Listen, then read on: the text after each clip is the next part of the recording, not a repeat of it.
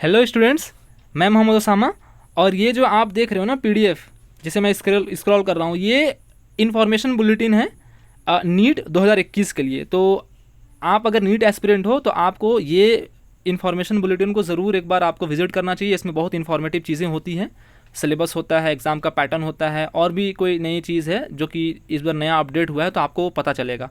तो as a NEET aspirant of 2021 तो आपको ये ज़रूर देखना चाहिए। मैं ये पीडीएफ आपको डिस्क्रिप्शन बॉक्स में डाल दूंगा, और आप इनके वेबसाइट, एनटीए के वेबसाइट भी ज़रूर विजिट किया करो, ठीक है। मैं इसमें काम की चीज़ बता देता हूँ। तो आप इंडेक्स में आ जाओ और यहाँ पे आप देखो चैप्टर 3 एग्जामिनेशन स्कीम आपको दिख गया। इसमें आप सिलेबस ऑफ द टेस्ट है, आप सिलेबस ऑफ द टेस्ट भी देख लेना। मैं 3.2 सेक्शन को बता रहा हूँ, pattern of the test, page number 9। Okay, तो मैं पेज नंबर 9 पे चलता हूँ। इसमें एक इन्फॉर्मेटिव चीज़ है जो कि इस बार नीट का जो पैटर्न है ना एग्ज़ाम का, वो चेंज हो गया है। तो मैं ये पेज नंबर 9 पे चल के मैं दिखाता हूँ आपको वो चीज़। देखो ये जो है, ये pattern of for NEET UG है ना 2021 का, ये इस बार का एग्ज़ाम का पैटर्न है। तो आपका क्या होगा कि फिजिक्स, केमिस्ट्री और बायोलॉजी को मतलब बॉटनी और जूलॉजी में डिवाइड किया इन्होंने। इस बार क्या होगा, आपका हर एक सब्जेक्ट में 45 क्वेश्चन हुआ करता था, बट इस बार 50 क्वेश्चन होंगे। मतलब 5 क्वेश्चन आपको ऑप्शन के तौर पे दिए जाएंगे। ओके, मतलब 50 में से आपको 45 अटेम्प्ट करने हैं। बट इसमें एक कंडीशन है, उन्होंने क्या किया है, 50 क्वेश्चन को उन्होंने 2 सेक्शन में बांटा है हर एक सब्जेक्ट को। एक सेक्शन ए है और एक सेक्शन बी है। तो सेक्शन ए में 35 क्वेश्चन होगा, सेक्शन बी में 15 क्वेश्चन होगा। तो आपको सेक्शन ए वाला जो है ना 35 क्वेश्चन, वो सारा आपको, उसमें आपको ऑप्शन नहीं है, वो आपको अटेम्प्ट करना है, उसमें आपको ऑप्शन नहीं है, ठीक है।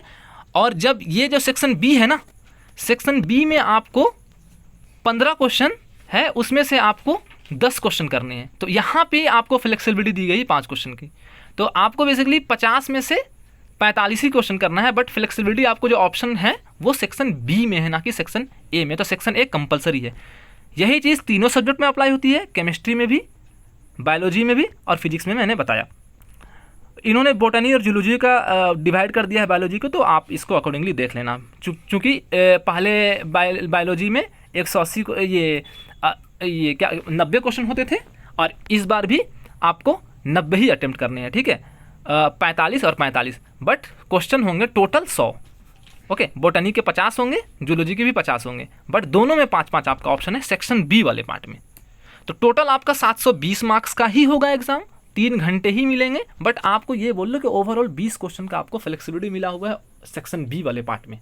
तो आप 20 क्वेश्चन आप कम करोगे, बट ऑप्शन है आपके पास, आप चूज कर सकते हो कौन सा करोगे, ठीक है।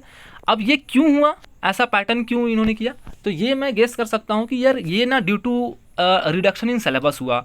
मतलब ये रिडक्शन इन सिलेबस ये है कि due to Covid board, CBSE और भी डिफरेंट बोर्ड्स ने क्या है कि सिलेबस वगैरह रिड्यूस किए थे। तो मे बी क्या है कि उनके वजह से ये फ्लेक्सिबिलिटी दी गई है कि यार अगर उनका सिलेबस रिड्यूस हुआ तो वो तो बच्चे पढ़ेंगे नहीं उन सिलेबस को। तो अगर उनमें से कुछ क्वेश्चन आता है तो वो क्वेश्चन जो है ना, वो तो क्वेश्चन आ जाएगा एग्जाम में, बट वो बोर्ड वाले स्टूडेंट हैं तो वो तो नहीं कर पाएंगे क्वेश्चन को। तो मे बी यही है कि इसलिए फ्लेक्सिबिलिटी दिया गया है। तो सेक्शन बी वाला जो क्वेश्चन है ना, तो मैं ये इसमें गेस कर सकता हूँ कि जो सेक्शन बी में जो क्वेश्चन आएंगे ना, वो ऐसे टॉपिक से आ सकते हैं जिनमें वो सिलेबस रिड्यूस हुआ था। तो जो रिड्यूस्ड सिलेबस है ना, जो भी बोर्ड के या सीबीएसई के, उनमें से फॉल कर सकते हैं सेक्शन बी के क्वेश्चंस। तो आप ये मैं गेस कर सकता हूं, तो आप भी इस तरीके से सोच सकते हो। ओके, बट अपना प्रिपरेशन पूरा रखो।